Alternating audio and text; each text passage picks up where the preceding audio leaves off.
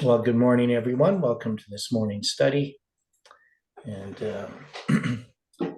we have some difficult questions to answer today, but we definitely can't do it with the human intellect alone. So before we begin, can you join me in a word of prayer? Dear Father in heaven, we are grateful that we can be here, that we are studying these things this morning, and we invite your Spirit in the presence of thy Son into our lives, into this study. And we seek to tackle the understanding of a passage that is a mystery and that needs wisdom.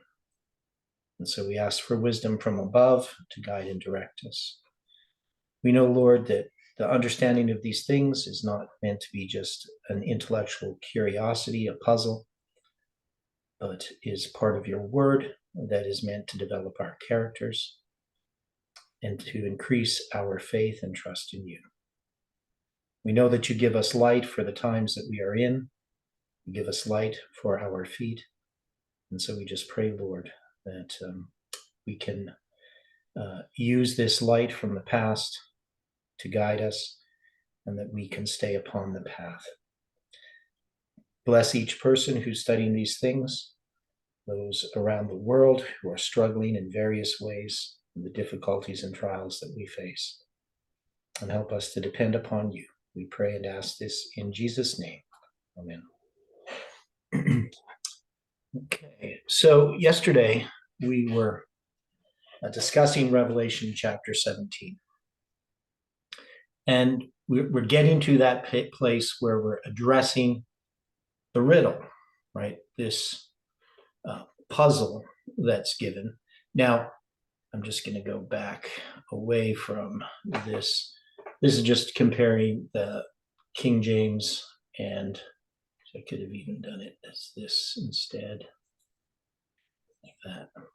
So you'd have the King James with the Greek, and here you can see the Greek numbers on the left side with the King James.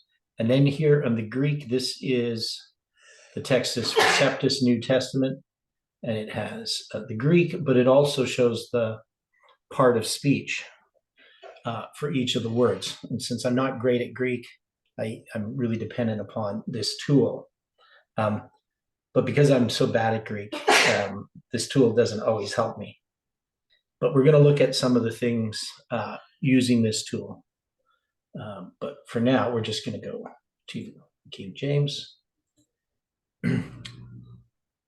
And so just to kind of give us an overview of what it is we're trying to accomplish. So this whole study was commissioned, we'll say, by Colin. He wanted us to study Daniel chapter 10, 11, and 12, specifically the first part of Daniel chapter 11, but a more comprehensive study of Daniel 11. And that was because I had said that I wanted to study Daniel 11 in more detail in the future, but I never got there. We ended up doing a whole study on understanding the lines for well over a year. So he wanted me to go back to this study. Now, the reason that we're studying this has to do with Colin's prediction regarding Trump. That Trump is going to become reelected and he's going to be the one that brings in the Sunday law. But he does this with an understanding of Daniel chapter 3 of the golden image, which is the Sunday law, connecting that to Daniel chapter 11, where we have these kings, the kings of Persia, and saying that since the Sunday law there, that golden image, represents the presidents of the United States, which are the kings of Persia, and he connects it to this riddle in Revelation 17. And that's the one where it says,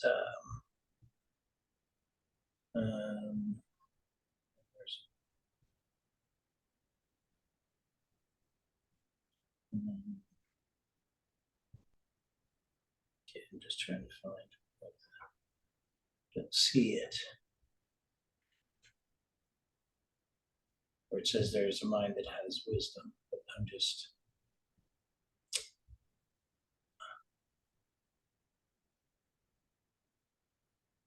Yeah, verse 9. And here's the mind that hath wisdom. The 7 heads are 7 mountains on which the woman sitteth.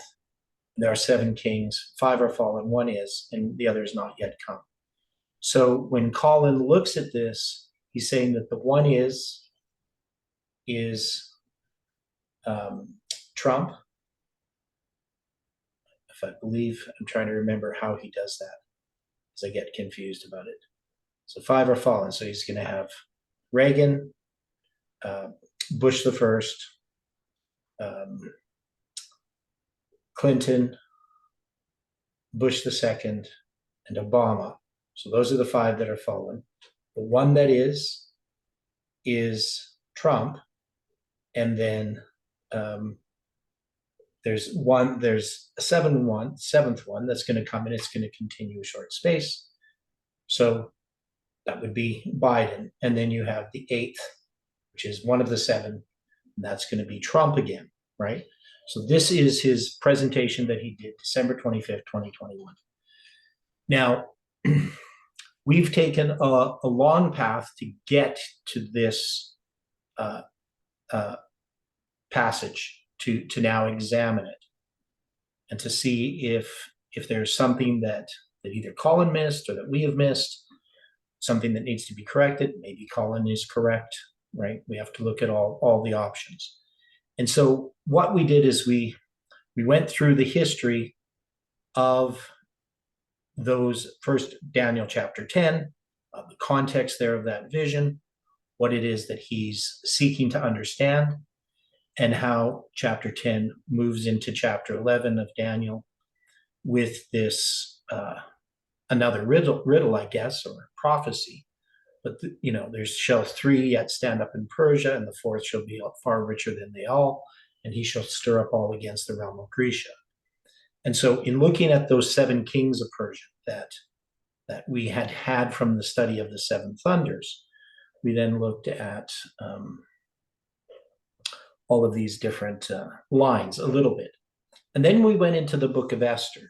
Now, why did we go to Esther? What was it that we were looking at in the book of Esther that was important? Why would we go to Esther when we're studying Daniel chapter 11?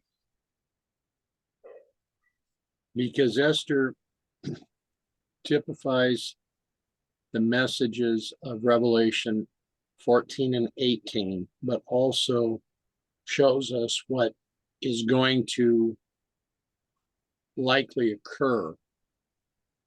Okay, so it typifies the Sunday law, but the main thing there is that the book of Esther is about Xerxes, right? And if Trump is Xerxes, does the book of Esther shed light on Trump, right?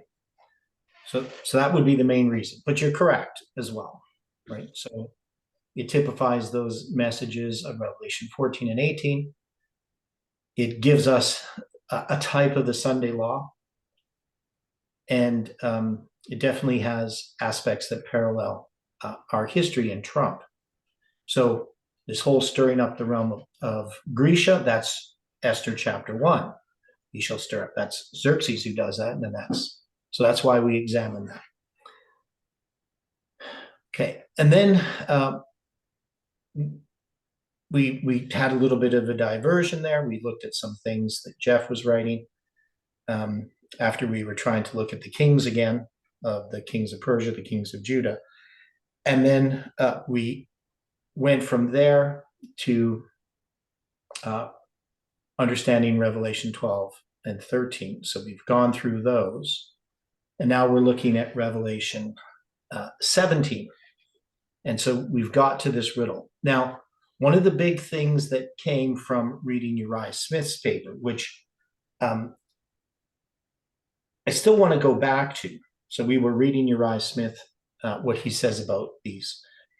But we moved away from what Uriah Smith was talking about and just tried to look at these verses themselves. So one of the things is we always want to look at the symbols that are here. And so we will come back after we've studied this to what Uriah Smith says about Revelation 17. But we know that Smith holds the view of the pioneers of Adventism, the Millerite view, and the view that was really held up until the 20th century. And that's the view that the seven heads represent the seven forms of Roman government, and the 10 horns on these beasts represent the nations of Europe. And that these are the ones that are going to be smitten by this stone made without hands that strikes the foot of the image in Daniel chapter 2. So we go back to Daniel, the beasts, the image, all of these symbols of 10 are going to be that. Now, this movement has taken a position that the heads represent Babylon, Media, Persia, Greece, Rome, pagan, papal, etc., of the United States, and the UN being the last two of those seven heads, which is rather a unique view, because I know when I became an Adventist, the view was the sixth head was communism, and then the seventh head was, I'm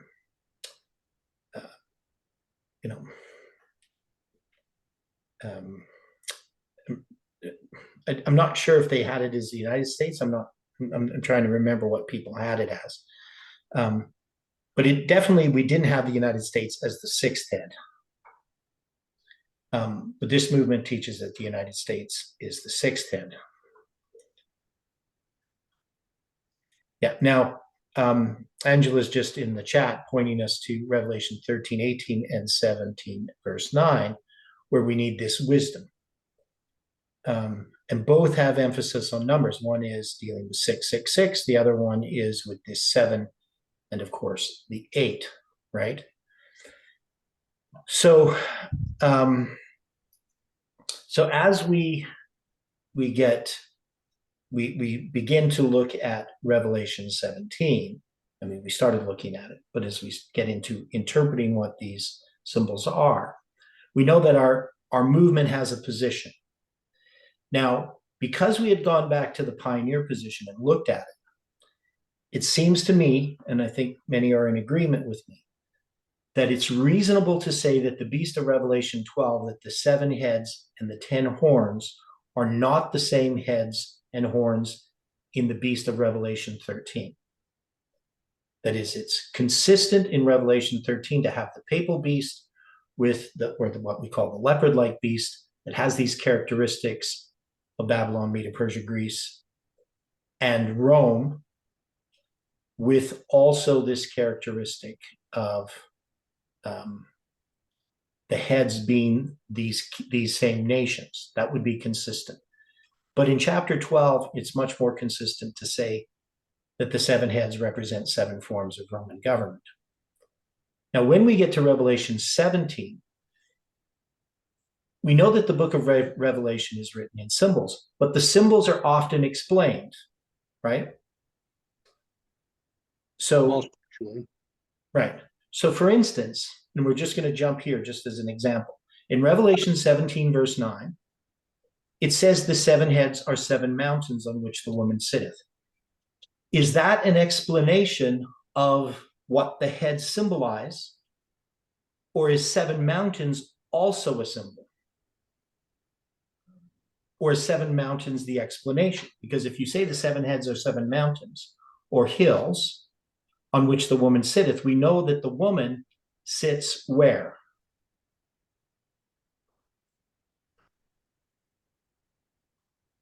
On the beast. Well, but she also sits in Rome, right? And Rome is the city of 7 hills or 7 mountains.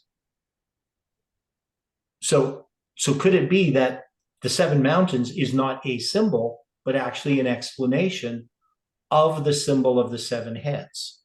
So is it possible that the 7 heads represent the 7 hills of Rome? That's just a question. Or are we to take that, as most people take it, the 7 heads are 7 mountains, and the mountains are a symbol And the explanation is that they are seven kings.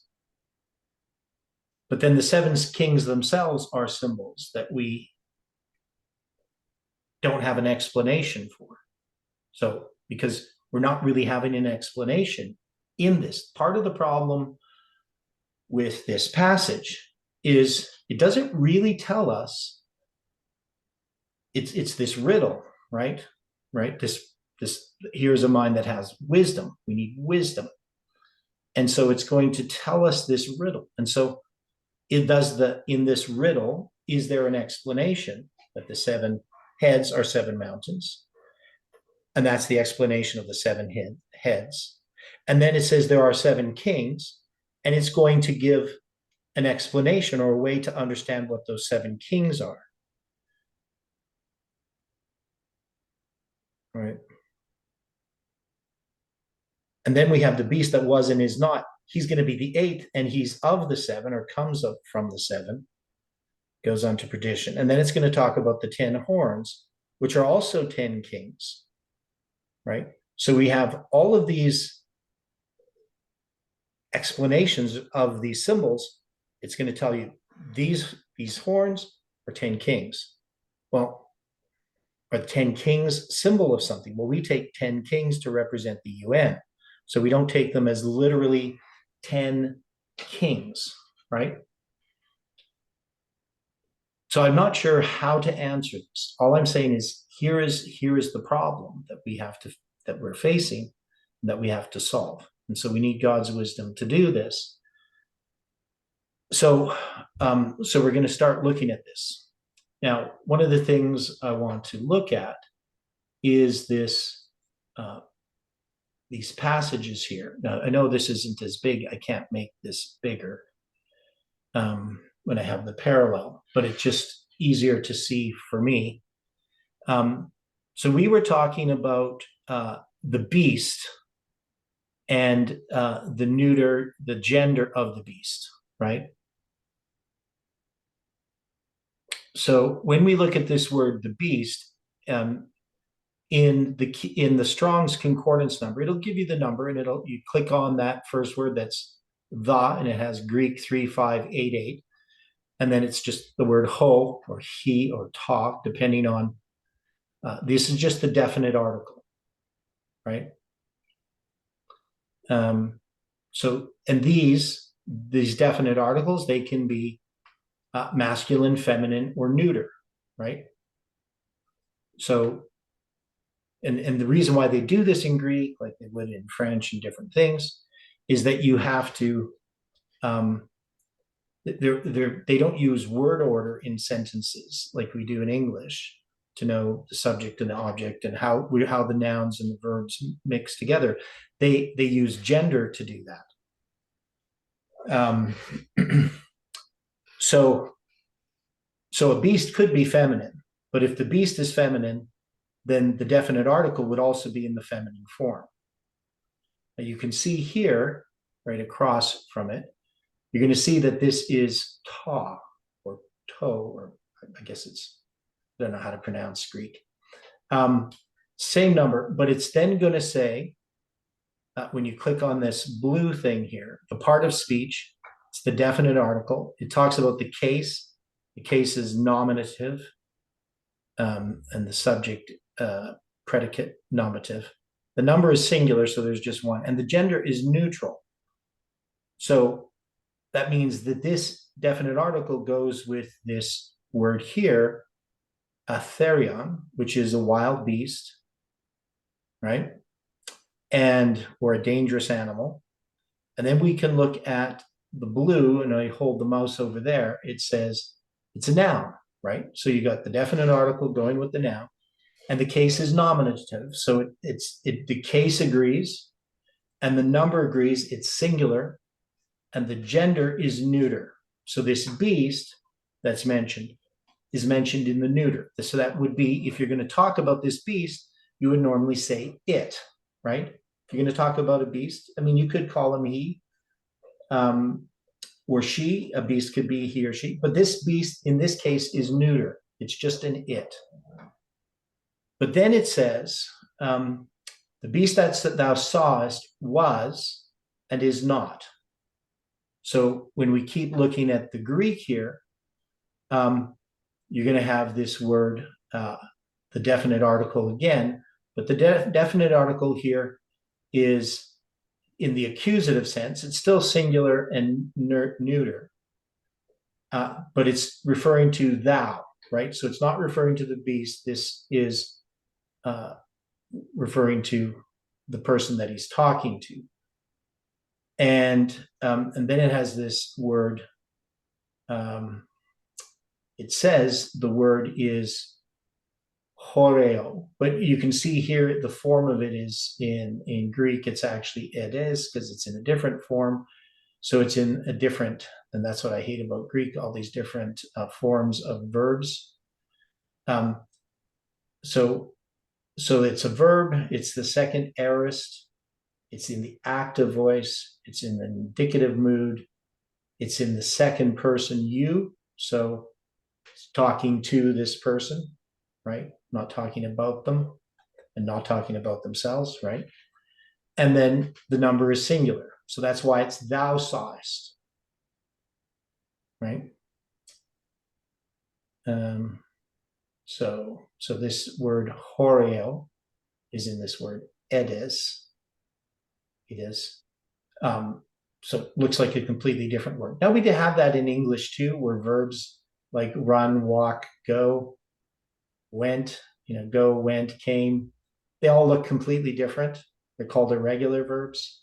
So we do have that in English too. But anyway, and then it's going to have this word exist, n. So it's also going to be a verb. So the was, that was, thou sawest was. That's all it's saying here. Verb imperfect, active, indicative, third, singular. And then it's going to have and is not. So it was, right? Imperfect, that just means, I'm not sure why it's imperfect, but anyway, and then it has the word and, which is a conjunction, right? And then it has this word uk, which is means not. It's just the negative sense. So and not was estin, right? So now that's the form of that word. If you look it up, it'll say me, or emi, but it's in a completely different form, estin, which means that it's in the present active indicative third person singular, right? So anyway, when we look at these words, I know we're not Greek speakers and we're not Greek scholars, but one thing we can see about this is that it's talking about this beast, and that the beast is in a neuter sense, right? And so when we look at it, it shall. So 3195, mellow, shall, and you'll see here again, and verbs are not like here it talks about the person, but it doesn't have the gender with it. That's the nouns and the definite articles. Then it has this word here, arise, ascend, Anna benio, so Anna benien, so it's in a different form, right? So it's, again, there isn't any gender attached to it. Okay, so we go through there. Now we're going to have the beast here later in verse 11. It's going to say again, the beast that was and is not. And again, this is going to be neuter. But then it says, even he is the eighth. And when it gets there, and we had talked about this yesterday, and I was, well, like, this is neuter. But actually, when you look at the word he here, the word he is actually masculine. right? So it's personal pronoun, nominative case, it's singular, it's masculine. So my little I know about Greek is normally that the gender should agree in that sentence, but maybe I'm wrong. Maybe there's a reason why they don't agree. And I don't know all the rules of Greek. But it says the beast, which is neuter, that was and is not. And then it says even he is the eighth. Well, the word even is just that word that's regularly translated. It's kai as the word and. So it says, and he is the eighth. Now, in Hebrew, I know that if you have the gender, sometimes the gender can tell you that what looks like in English refers to the previous thing that's referenced, means that you're looking back at some other thing that's in the masculine form. So if you were in the masculine form and you were talking about an it, then you know that the he would actually have to go back to something earlier that was referred to that was masculine, not to the it. But I don't know how this would be in the Greek. Now, one of the problems with the book of Revelation is it's written in broken Greek. So John was not a natural Greek speaker. He was a Jew. He spoke Hebrew and Aramaic. And he writes the book of Revelation with bad grammar. So sometimes you can make too much about the grammar and try to say, well, it must be this way or it must be that way, just because, that would be the rules. But he isn't always following the rules. And he tends to use more the Hebrew grammar, but with Greek words. So sometimes you can sort of figure out based upon the fact he's a Hebrew writer, just like if somebody who didn't speak English and they spoke, Portuguese, and they would say things in a certain way in English, you can kind of, if you know lots of Portuguese people who don't speak good English, you could figure out what they actually meant, even if their grammar is bad. But we're not smart enough. We don't have enough knowledge to figure that out, right? So we're kind of dependent upon people who do know Greek. But sometimes you'll see people who know Greek well, but they don't take into account that it's broken Greek. So it could be just he's inconsistent in how he's using the gender, right? So we can't make too much of that. Okay, so let's go back just to looking at the King James. You can see this a little bit better. Hopefully that was helpful to understand some of the problems we face here. So let's go to verse 7. We're going to read through this again and then see what we can find, what will be shown to us to understand this better. And the angel said unto me, wherefore didst thou marvel? I will tell thee the mystery of the woman and of the beast that carrieth her, which hath the 7 heads and the 10 horns. So we know this beast, this is the great, this is the scarlet colored beast, not the great red dragon that we have in Revelation 12. And it's not the leopard-like beast. And the woman is riding this beast. And the beast is full of blasphemies, but it doesn't have blasphemies written on its head, like the beast of Revelation 13.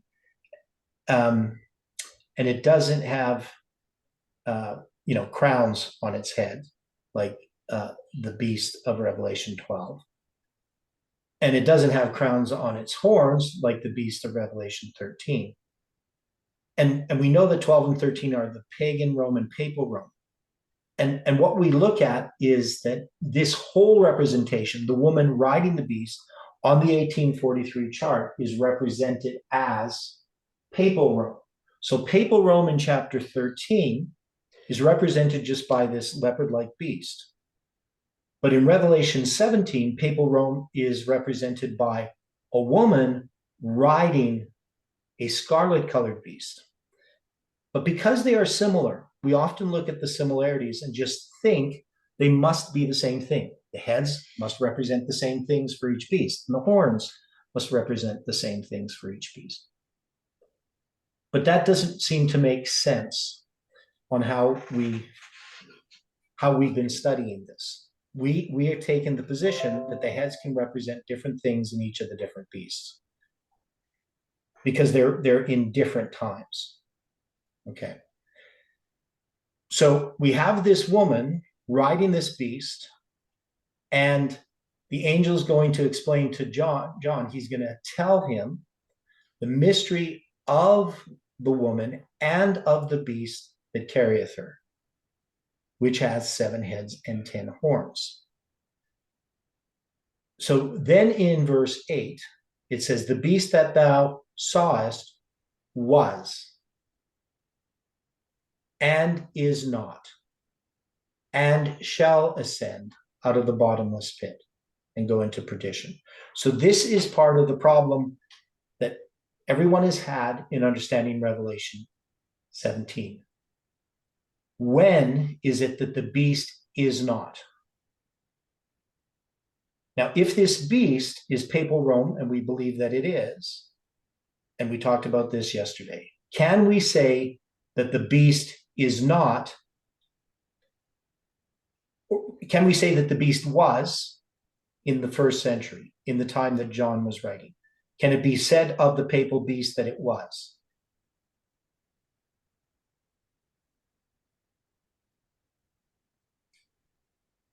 Not in John's time, no.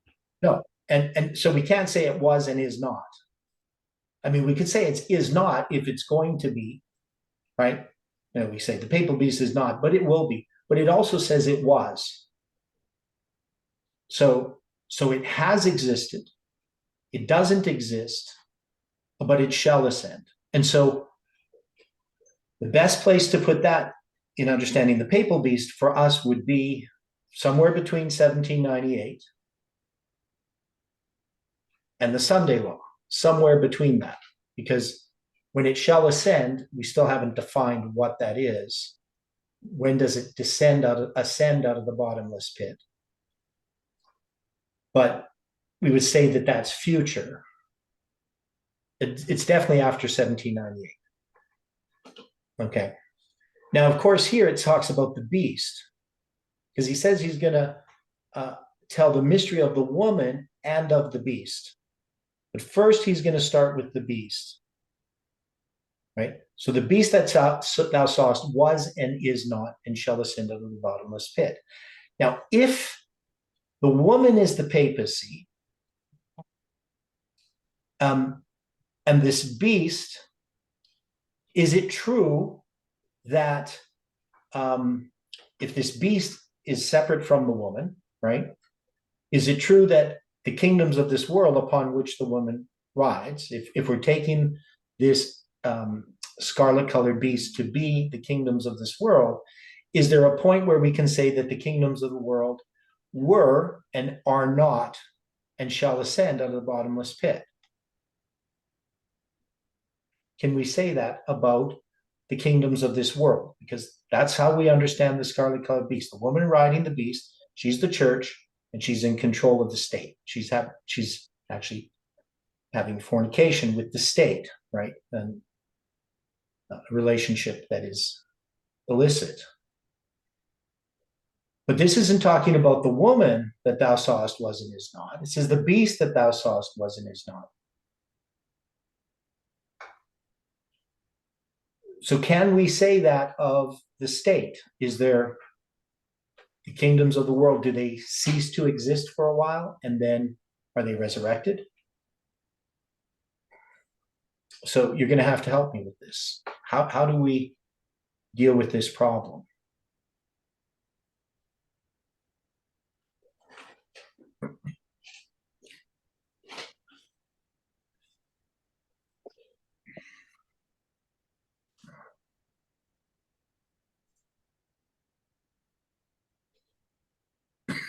Okay, in order to deal with this problem,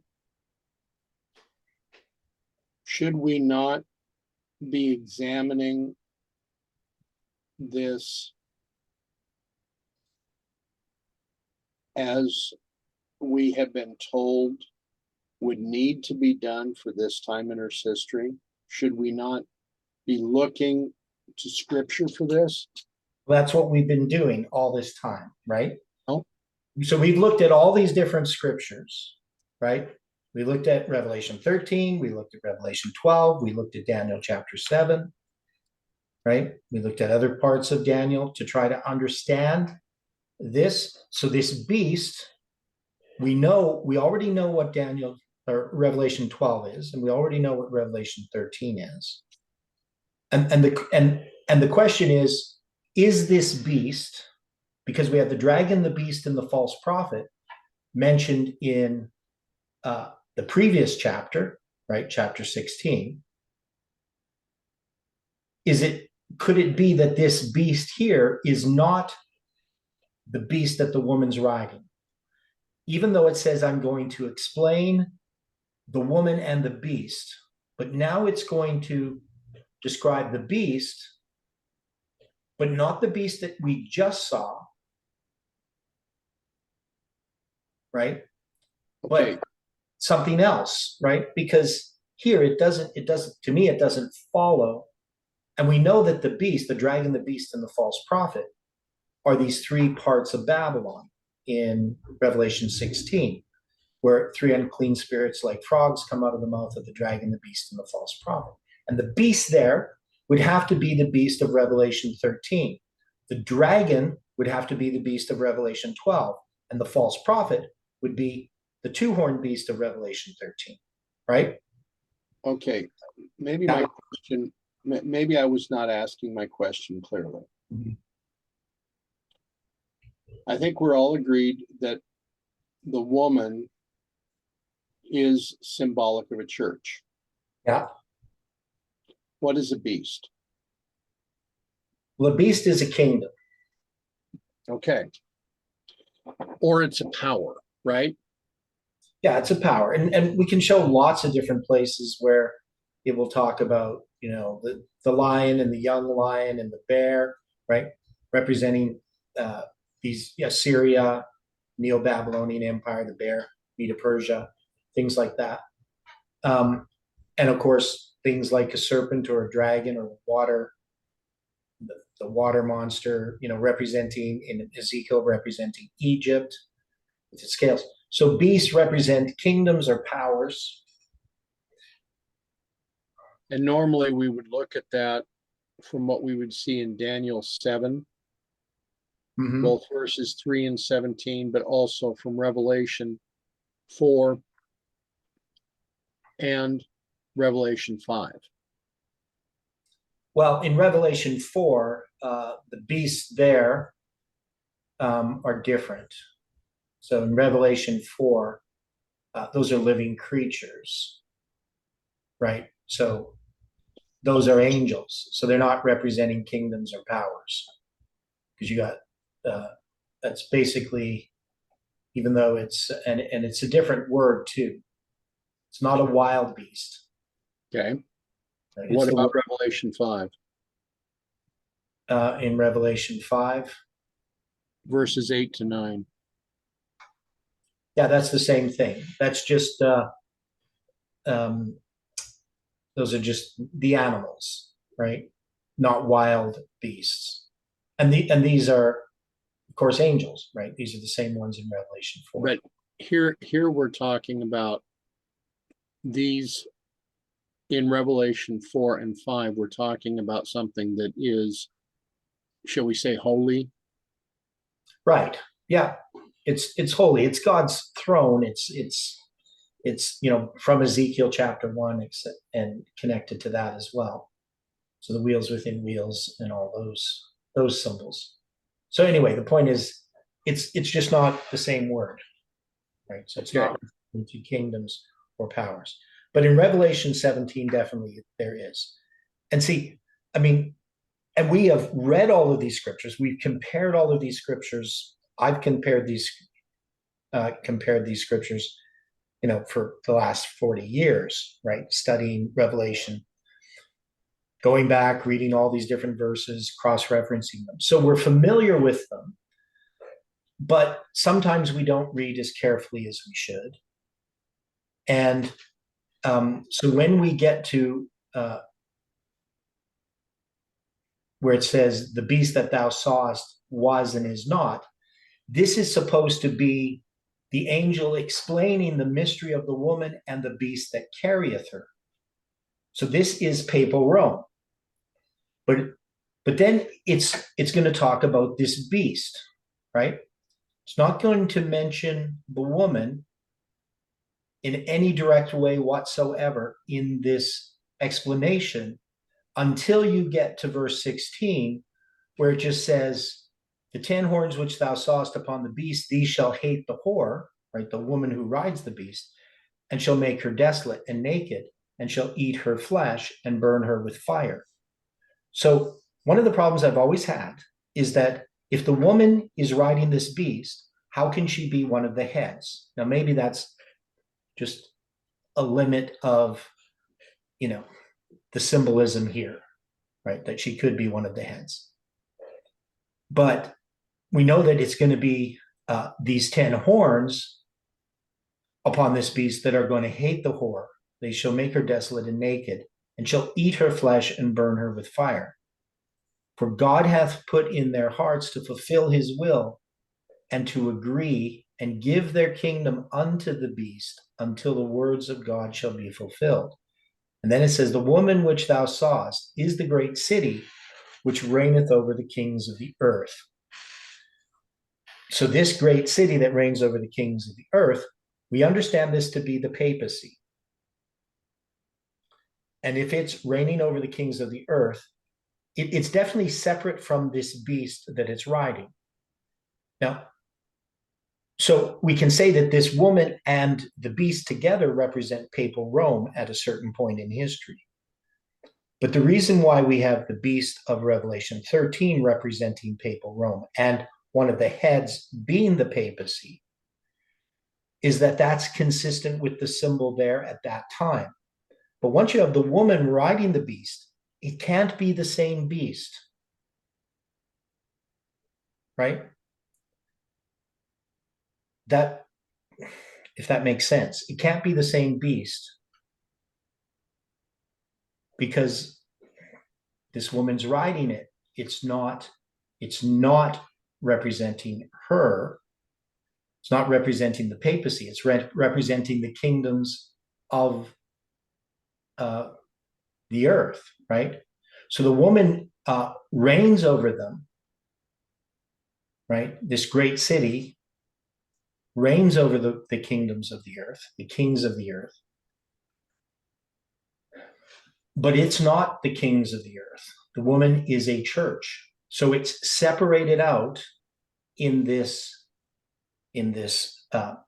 imagery of this woman riding the beast. So one of the heads can't be the papacy. That's just my view. Or even one of the forms of government. It would argue against both the pioneer view and the view that we hold in regard to Revelation 17. But again, I could be wrong. There could be some way in which we could understand that. But that's always been the thing that puzzled me the most about this. That was like the obvious problem. Yeah. This situation, if this beast that we're talking about in Revelation 17 is a kingdom or a power, Mm-hmm. and if the horn that's on the beast is also representing the kings, and if the head is the supreme power of the object. Okay, well, so the head, because when we look at the heads here, right, it's going to say that the 7 heads are 7 mountains on which the woman sitteth. Now, the woman sits in Rome upon the 7 hills of Rome.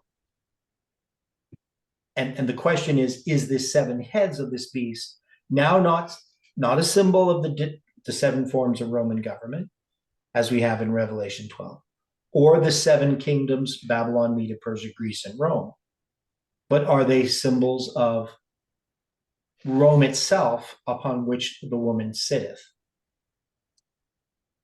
Because she's going to rule the world from the seat of Rome. And then when it says, and there are 7 kings, that this is not referring to the heads of this beast.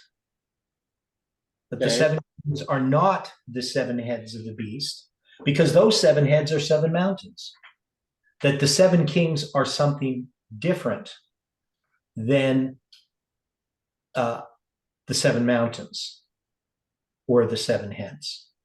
That's a question that I have, whether that's just me being too analytical, but it doesn't say that the 7 heads are 7 mountains that are 7 kings. It just says the 7 heads are 7 mountains on which the woman sitteth. And it says, and there are 7 kings, right? So that would mean that we could look at these kings as something else other than the kingdoms of this world or the forms of Roman government. That this part of this riddle is where we get caught up, because we just assume that the 7 heads must be, either Uriah Smith's view, the pioneer's view, or the view that this movement has had. But if the 7 kings are something different than the 7 heads, that would allow us to look at this vision a little bit differently. That is, we have an application to the United States presidents already with the 7 kings.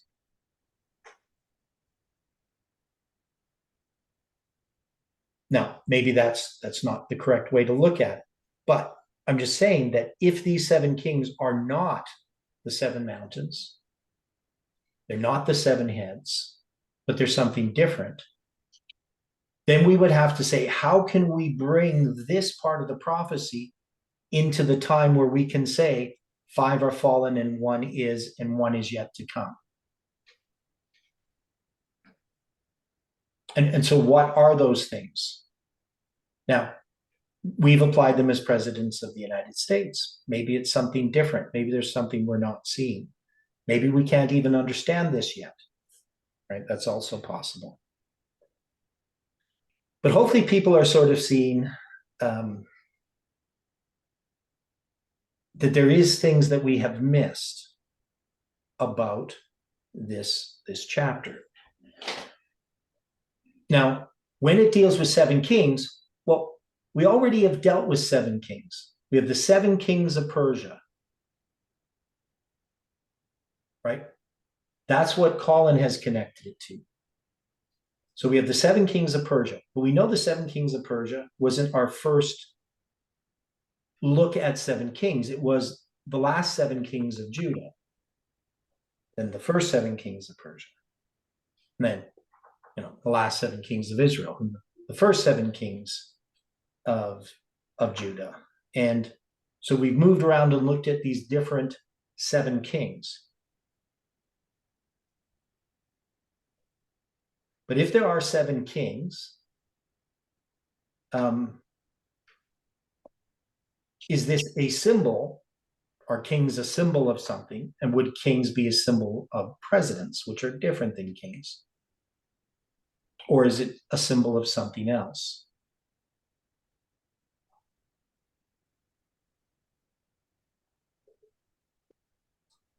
Okay, so, and somebody have a thought there?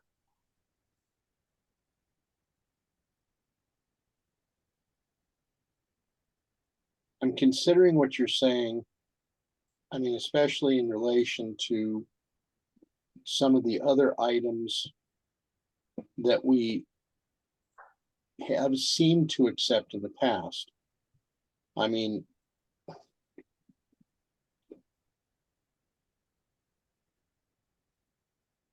if the woman is... I put a few comments in chat there. I don't know if they're going to be helpful, but they're there. Okay. If the woman is to be separated in this situation, that would give us a very different aspect. Well, it would mean that we're looking more at political power, not religious power, with these with the heads. So I mean, the heads are just 7 mountains here. So this is just saying where the seat of the woman is, but it symbolizes the political power that this church has. It's through Rome that it commits this fornication with the kingdoms of this world, or the kings of this world. So then when it says there are 7 kings,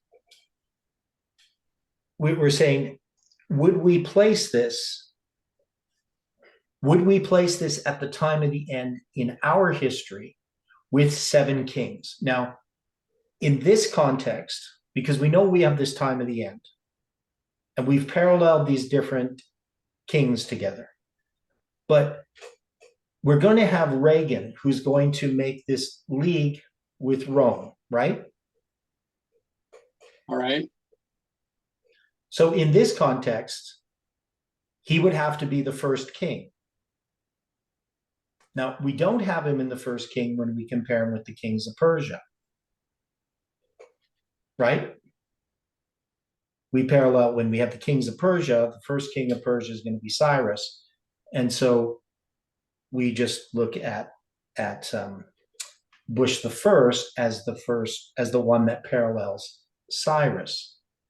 And we parallel Ronald Reagan with Darius the Mede. But if we're looking at the 7 kings here in this context, we then would line up the king, the first king, with Reagan. Because this is, even though we have these other patterns of 7 kings, this is a different pattern of 7 kings.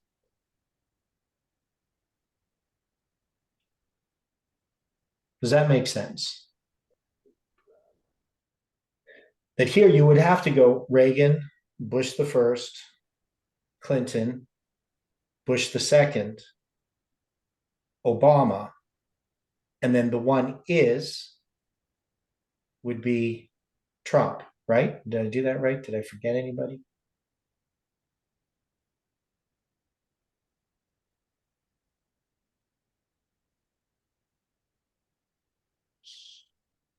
I think you're correct. Okay, so this would lead credence to the basic idea that Colin had. But it's now going to be a direct interpretation of Revelation 17:10 as looking at in the time in which this beast exists. This is at the end of the world. This beast is going to exist, even though it has all this history from 1798. This is after 1798, at the time before the Sunday law. And so it's going to bring us to the time where we have 7 kings: Reagan, Bush the first, Clinton, Bush the second, Obama. Those 5 are fallen. The one that is then Trump, and the other is not yet come. When he cometh, he must continue a short space. So if we're saying that these 7 kings are then symbols of the presidents of the United States at the end of the world, to me, that makes perfect sense. So instead of having this as a repeat of history, as we have done before, we can now just directly take these 7 kings and apply them to the presidents of the United States.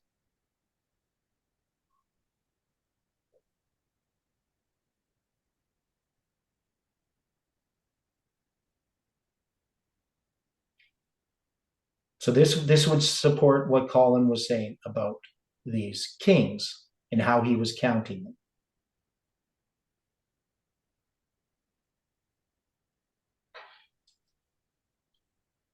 Now, it says, the beast that was and is not, even he is the 8th. Now, so who is it that's the 8th? Now, we still have to deal with the beast that was and is not. So how do we say that this beast that was and is not is the 8th? Well, wouldn't this actually point to not, and when it says he is of the seven and goes into perdition, it does not say he is numbered among one of the seven or he is one of the seven. Okay? Because it's the beast. Now, is the beast one of the kings? One of the presidents of the United States? Is that a beast? No. Wasn't his? No. So this power that has to be the eighth has to be the papal beast. It has to be this, and that means this beast all along here that's being described here has to be the beast of Revelation 13, not the scarlet colored beast.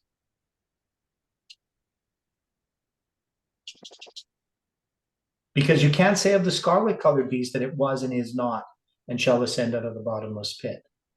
But you can say that of the beast of Revelation 13. And that to me should be the context of the beast. So when he's describing the woman and the beast that carrieth her, he's now going to be more specific about what this woman is. This woman and this beast that carries her is the beast of Revelation 13. That is, in Revelation 13, it's a leopard-like beast. But now this woman and the beast that carrieth her is this same power. It's the papacy. And it was and is not and shall ascend out of the bottomless pit. It has its seat in Rome, right? So that gives us the key that it's the papacy. But then it brings up this part of the riddle. There are seven kings. These are the presidents of the United States that in our history have made a league with Rome. So there's seven of them. But the eighth is not one of the presidents of the United States because it can't be. Because one of the presidents of the United States cannot be the beast that was and is not.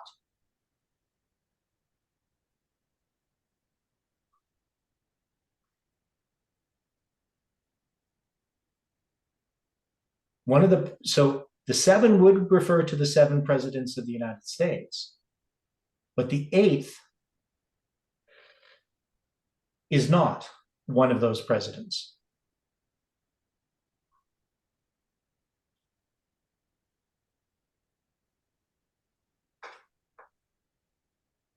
So whether this is right or wrong, I don't know, right? So I'm just saying, here's when we look at this and we try to put it together, this is the conclusion that we could come to. Doesn't mean it's the right conclusion or that we're going to continue with this view. It's just studying together, trying to say, does this make sense? Does this make everything more consistent? Now, one of the problems with that is if we say, well, there's seven kings, five are fallen and one is, right? And we're saying that these are the presidents of the United States since connected to the time of the end, and that the one is, in this context, was Trump, and another has not yet come. Well, then we would have to say, well, that has that other one come yet? And if the other one came and he continues the short space, is that just Biden? Right? But if that's Biden, then he's the last of the presidents of the United States in that context. But then this eighth, if this is the papacy, what does that mean? Does that mean that there isn't going to be any more presidents of the United States, or that who's ever the next president of the United States, he is basically a papal president?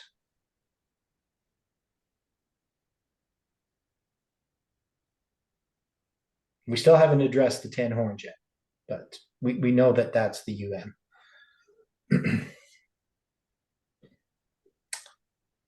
Any thoughts on that? I know it's a lot to think about. Making sense? Doesn't it have to be a papal president because it brings in the Sunday law? Right. The comment on chat. Okay. Yes, it has been said that when Reagan took his inaugural oath facing the obelisk, that's the Washington Monument, that it was supposed to be a signal that the US government is under the papacy. I figure if this statement is true, then all the successful US federal government since then, likewise, the incoming presidents would face the idol in being sworn in. So I don't know. I don't know if there's any truth to that Reagan's the first one who took his inaugural oath facing the obelisk. Anybody know? Because a lot of times you read stuff on the internet and stuff in books even that's completely just not true. So I don't know. I don't know if that's true. And I'm not sure how you would know that that's a signal. Right? I mean, who would tell us that this is a signal? That the United States is under the papacy. That, right? So I'd have trouble with that just because who says it's a signal? And is this even true? That Yeah, where's the source coming from? Yeah. Well, you'd have to go back and research it and try to figure out what actually happened. Yeah, you would. Okay, so, but what we do know, we have a time of the end and we have Reagan there. And Reagan is the one who makes the league with Rome, right? Because this is part of prophecy. This is part of Daniel chapter 11, verse 40 to 45, right? So we have that history. We know we have that league with Rome, and Reagan would be then the first king.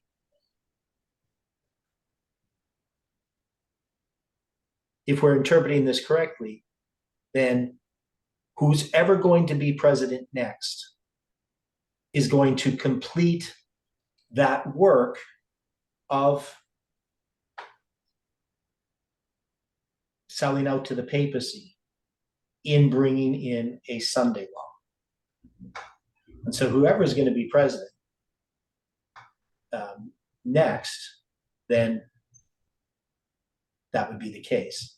Now, let's say Trump becomes president again. Could we just say that Trump is just president again and that he's not the 8th, he's still just the 6th? He just happens to become president again? That we wouldn't look, that would be a delay in this happening?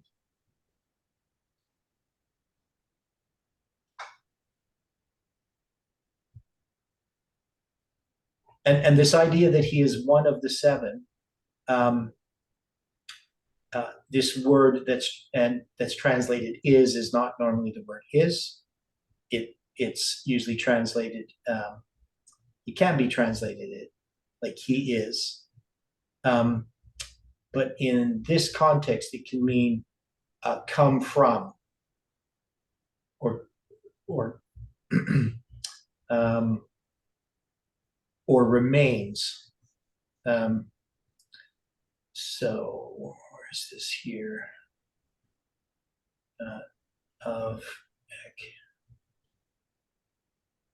So he comes from out of the 7, or comes from the 7, or consists of the 7.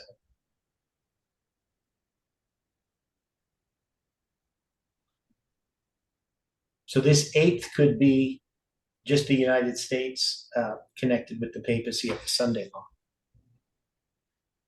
And any thoughts on that?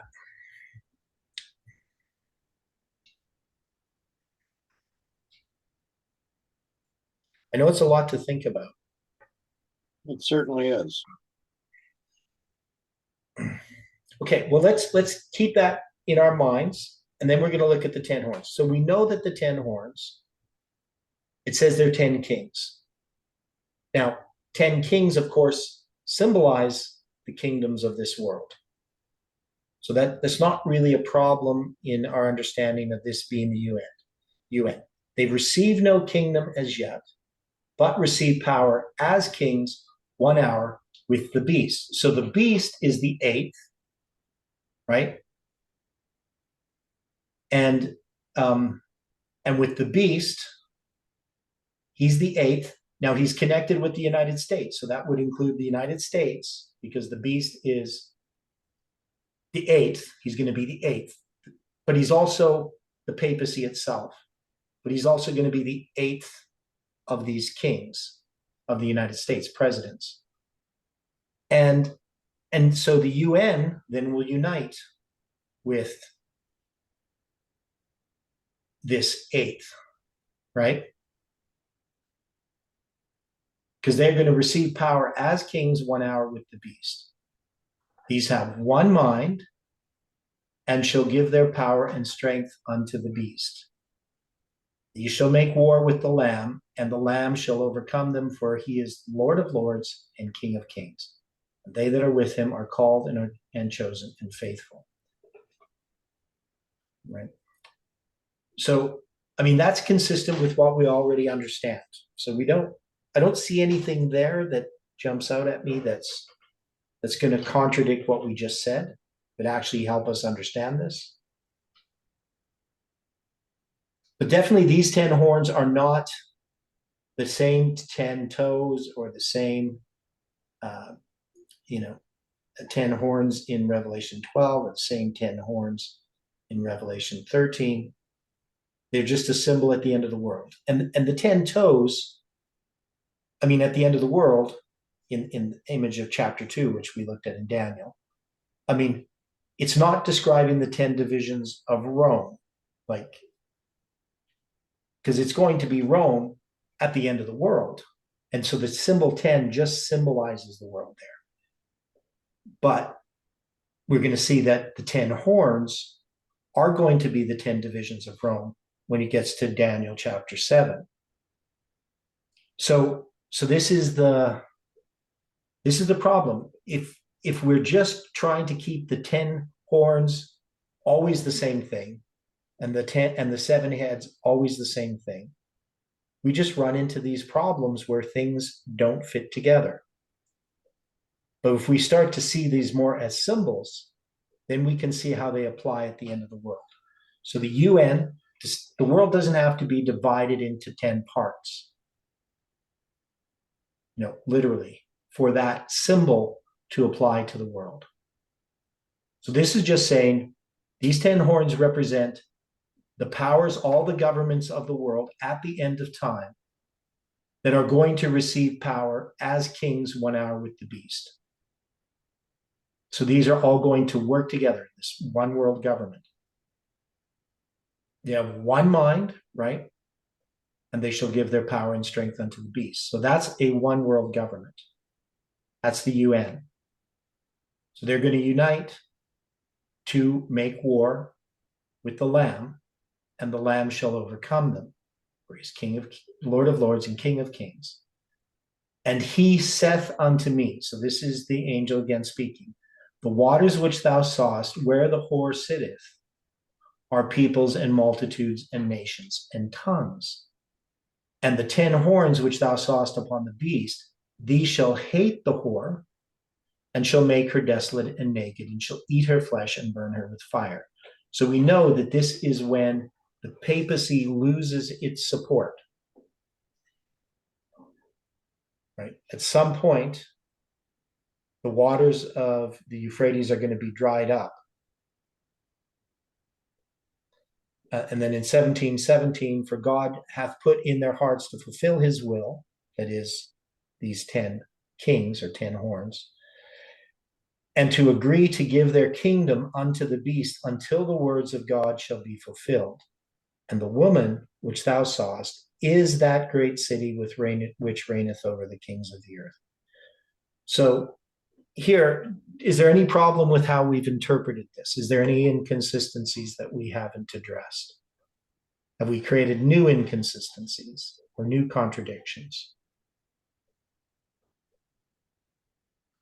There's still some things we don't know, but is there anything here that we need to address?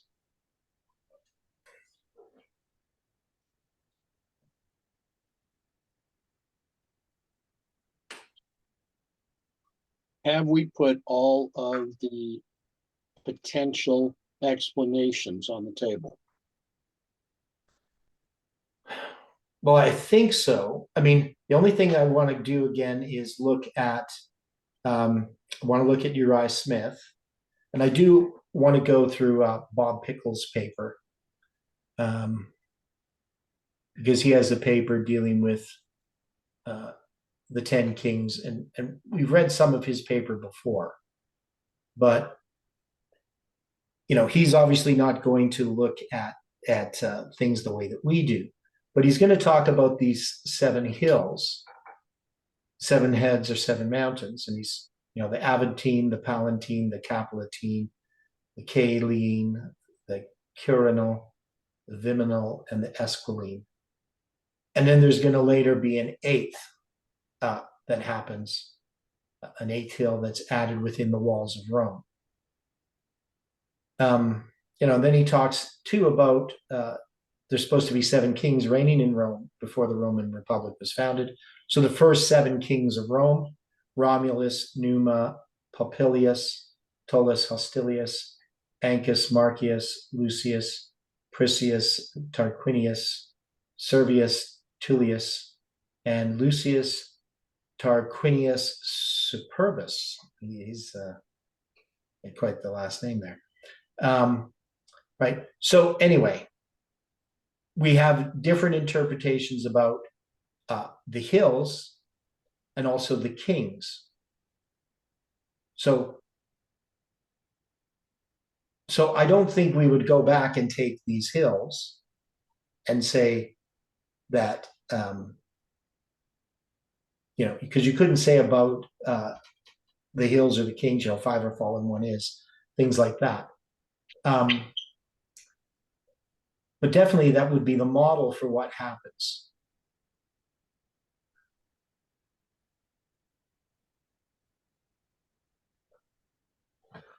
Yeah, so there's Angela points out something important there. It's a counterfeit priestly sacrifice, eating her flesh, burning her, right? Which is what the priests would do with these offerings. They'd eat the flesh of the animal, they'd burn the rest of it. So it's a holocaust or a burnt offering. They must see the war versus God futile, and turn on the papacy. UN is currently receptive to the papal instructions. As we can see, they're in agreement with the World Economic Forum, big tech, big pharma, et cetera, et cetera. So definitely the UN is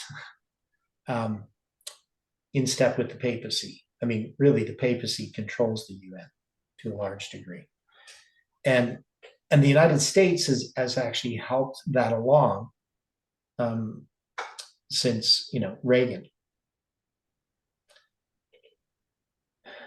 Okay.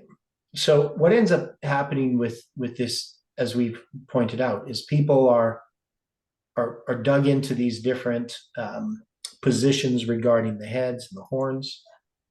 And we can see that if we look at this more carefully, that we can be a bit more concise about the different periods of time. I'm just looking at Pickles' paper here right now. Yeah, so we got about 15 minutes. Maybe what I'm going to do is I'm going to go to Uriah Smith here. We're just going to read what he says. Okay.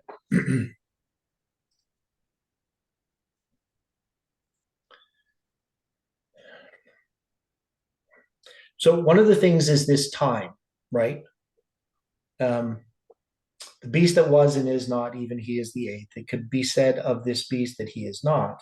It could not be said of this beast he is not, and at the same time that he is the 8th head. These expressions must therefore be understood as simply setting forth the great fact that this beast would for a time exist, then seem to disappear or cease to exist, and then appear again in an active living condition, without any reference to the time when these changes should occur. In accordance with these principles, let us proceed to the application. So the first statement concerning the beast is that it was and is not, and shall ascend out of the bottomless pit and go into perdition, right? So he says this statement must cover the whole period of the existence of the government represented by this symbol. And as the symbol represents Rome in its whole history, the expression "it was" must cover the pagan form of that empire. Otherwise, there would have been no need of giving a symbol which covered Rome in its whole history. Now,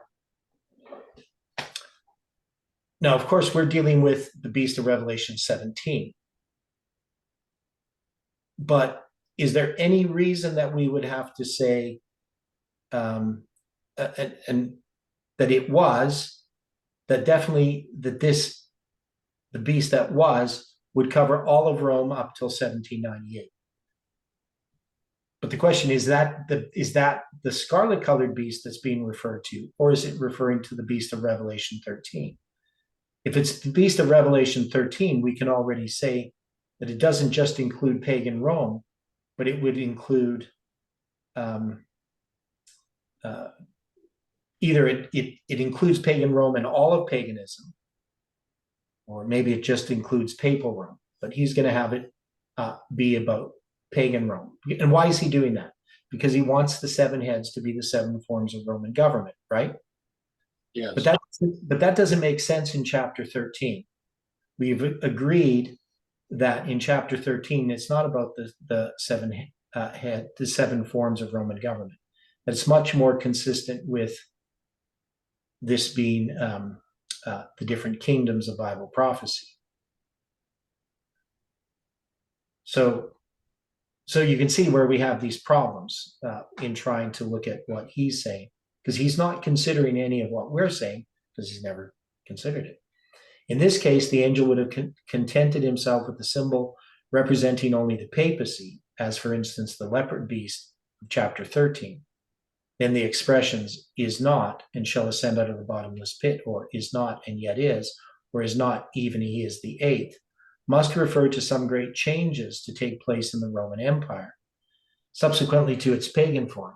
See, and that makes no sense to me, why we have to include the pagan form here, the pagan Rome in this was. Because the beast that was, the beast that's being talked about is the beast of Revelation 13. It can't be the beast of Revelation 12. But he doesn't really make a great distinction between them. It's kind of actually hard to understand how he thinks. But so the scarlet colored beast is definitely not Rome. It's the kingdoms of this world, not Rome. Not Rome in the sense of pagan Rome or even papal Rome. It's the kingdoms of this world, because it's not the papacy.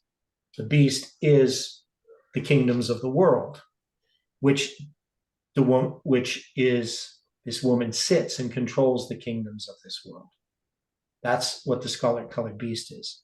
So the explanation that then is given by the angel in Revelation 17 is addressing the beast of Revelation 13 for us to understand who this woman riding this scarlet colored beast is.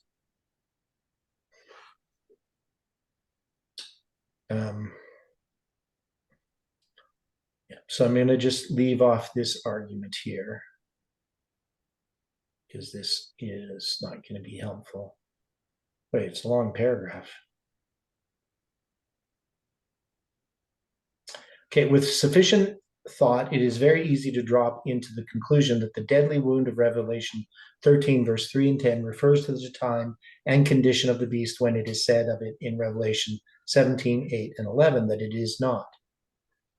And he says, but that cannot possibly be the case. The expression "it is not" denotes that the power as a subject of prophecy ceases to exist. This could not be said of that experience in which it only receives a deadly wound, which is healed before life becomes extinct. Looking over the whole history of Rome and considering that the scarlet-colored beast of Revelation 17 takes in both the daily and the transgression of desolation of Daniel 8, we can see very clearly where the expression "was not" must come in. It was in the transition from paganism to the papacy. It was in the transition from paganism to the papacy when the daily paganism was taken away, and the place of his sanctuary was cast down, and the beast under its pagan form as a persecuting power ceased to exist. The beast for a time was not, but under a new form, after some 2 centuries or more, it reappeared as the papacy, and the persecution began again. It was an end of one form of the beast, and it was not, till it assumed another form. This meets completely the end of the papacy.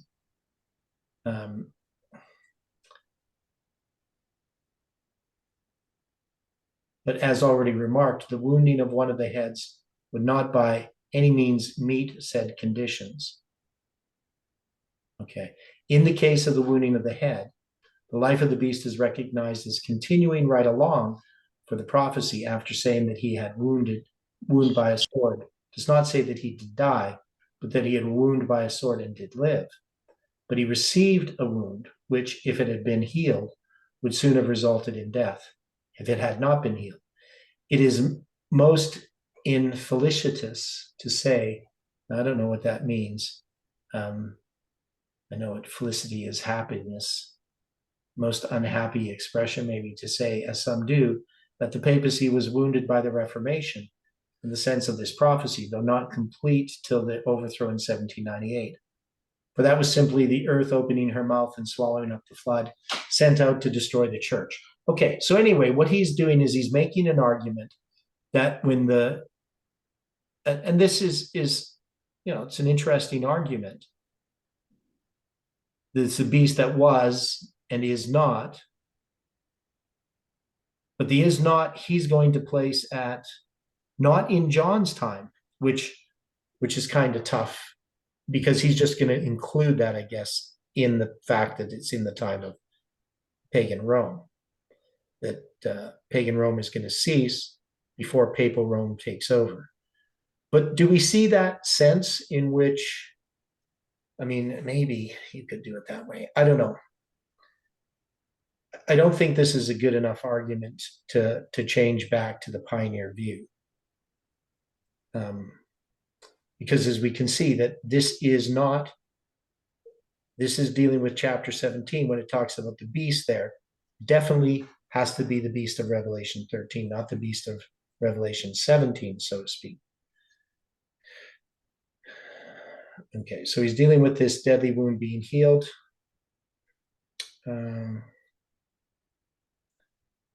Now, can we find anything in the spirit of prophecy that would contradict what he is speaking about here?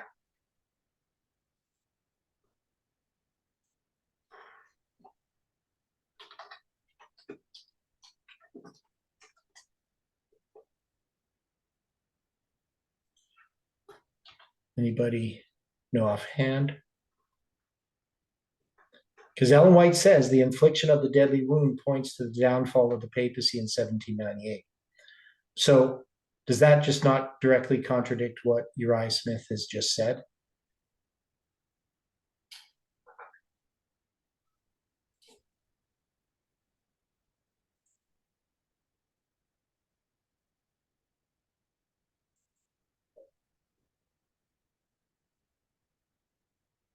I'll have to look. Yeah, this is it. Yeah, so Ellen White says, the infliction of the deadly wound points to the downfall of papacy in 1798. This is page 579 of the Great Controversy. After this, says the prophet, his deadly wound was healed, and all the world wondered after the beast. Paul states plainly that the man of sin will continue until the second advent. To the very close of time, we carry forward the work of deception, and the revelator declares, also referring to the papacy, all that dwell upon the earth shall worship him whose names are not written in the book of life. Revelation 13:8. In both the old and new world, the papacy will receive homage in the honor paid to the Sunday institution that rests solely upon the authority of the Roman Church. So, I mean, if I was reading Uriah Smith correctly, he was trying to place that earlier, the deadly wound in the period between pagan and papal Rome. But I could have been reading him wrong. So So we know the deadly wound represents, and that fits in with what we've said because that's how we've understood it. That the beast that thou sawest was, so the papacy existed, controlling the kingdoms of this world, right? And is not. So that's in the period from 1798, prior to the Sunday Law. It is not. But it will come into power again through the Sunday Law. So that's consistent. Any other thoughts? Because my mind is breaking down now. It's a lot of things that we've studied here. A lot of things we have to think about that we have to come back to tomorrow. So what I think is tomorrow we will I'm going to go over Uriah Smith's paper and try to bring out the things that are pertinent, and we'll look more in detail at Bob Pickle's paper. But I think we should be able to finish up this part of this study and then go back to Daniel chapter 11 and finish that off the rest of this week. Unless other things come up. Any final thoughts? Not from me at this moment. Okay, let's close in prayer. Dear Father in heaven, we are grateful for the study that we've had this morning. We know that